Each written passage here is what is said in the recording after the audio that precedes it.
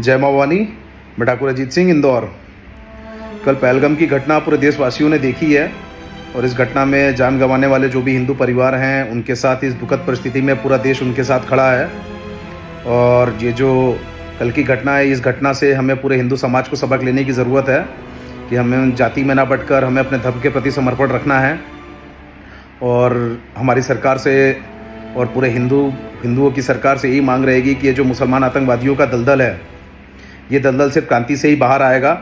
और अगर आपने इन मृतकों के ऊपर, शव के ऊपर अगर फूल चढ़ा दिए हों तो अब इन मुसलमान आतंकवादियों के अंदर पीतल भरना शुरू करें। भारत एक के बदले 100 मांग रहा है। और एक चीज़ और बता देना चाहता हूँ, इस देश में बहुत सारे और राज्य ऐसे भी हैं जो पाकिस्तान के साथ बॉर्डर साझा करते हैं, लेकिन वहाँ से कभी कोई ऐसी गतिविधि सुनने में नहीं आती है।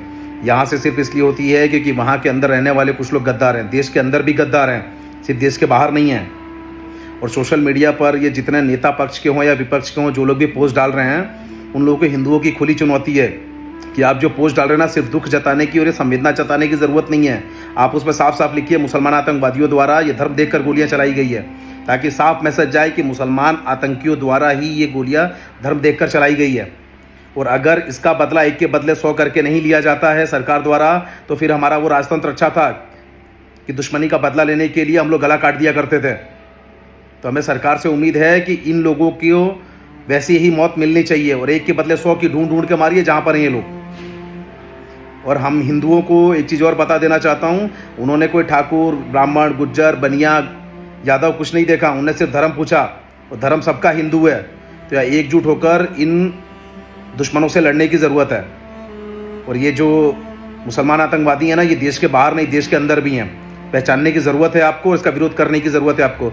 और देश के अंदर रह रहा मुसलमान भी, हमारे देश के अंदर रह रहा मुसलमान भी इस चीज़ का खुल के विरोध करेगा। अगर जो खुल के विरोध नहीं करेगा, उनको हम उन्हीं का समझेंगे, भले वो हिंदू हो या भले मुसलमान हो। खुल कर विरोध चाहिए, हर व्यक्ति का विरोध दिखना चाहिए इस चीज़ के विरोध में। वो हर नेता को बोलना है, हर व्यक्ति को बोलना है। जय भवानी।